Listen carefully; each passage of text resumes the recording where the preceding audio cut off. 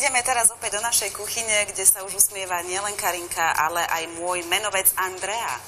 Andrea sa usmieva viac. Má dôvod na úsmev, pretože sa ti slaný koláč podaril na jednotku. Fantasticky, výborný. Ďakujem. Ešte sa aj krásne dá krájať.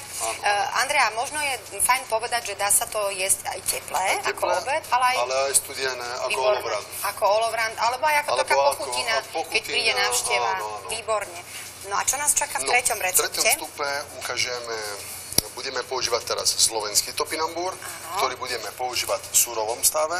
Takže pekne sme to umýli pod vodou, lebo budeme nechať aj tú šupku. A budeme robiť, dáme si špenát, dáme si tu myšky. Dobre, čiže čerstvý špenátik. Čerstvý špenátik, áno. A topinambur naozaj dobre umytý, aj keď nemusíme sa toho báť, že naozaj taký vyzerá, ako keby ešte trošku potreboval. Áno, lebo to je jeho farba, áno, pekne, ho vidíme vnútri a to môžeme pekne pozrieť. Áno, treba to pekne umyť. Tie končeky samozrejme odstránime, dáme preč a potom budeme krájať tenké pasíky.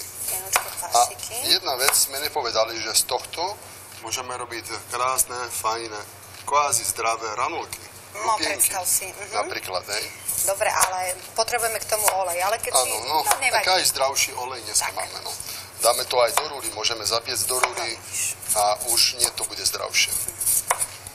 Dobre, keď nemáme také grífy dobré na to krájanie, tak môžeme si to možno aj postrúhať, alebo niečo s tým? Môžeme to, ak to chceme používať ako šalát, tak to môžeme aj strúhať, normálne zostrúhadlo a takto. No. Takže tie naše plátky krásne, takto môžeme vidieť, že naozaj to z toho by mohli byť lupienky.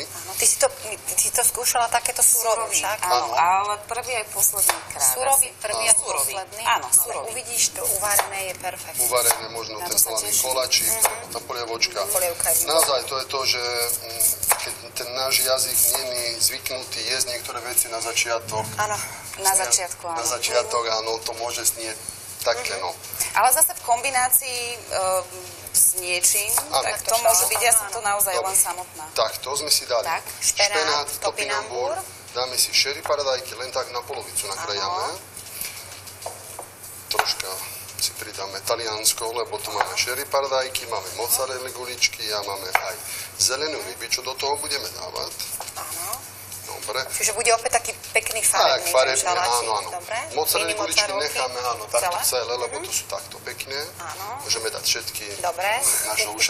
Andrea nešetrí. Na čo však?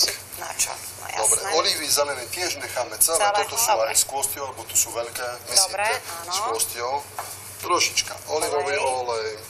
Opäť máme tu náš parmezánový košíček.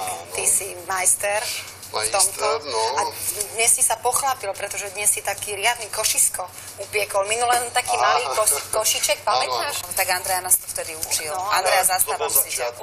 Ale už teraz si postupil. Troška, áno, nech to U Karinky si postupil. Nech poriadne aj vyzerá. Áno, nech už je to košisko.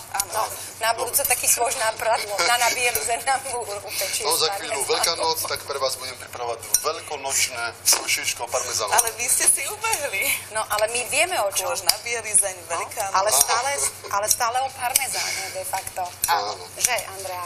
Stále o parmezáne, samozrejme. Dobre. Krásne. Čiže premiešame a? Premiešame a jednoducho do košičko A šalát je hotový. Áno, šalát je hotový.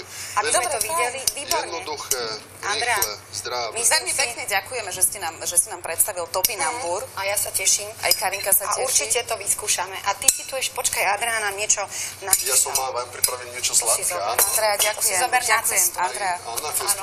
Aj tebe krásnu cestu. Ďakujem podobne. My sa vidíme opäť zajtra.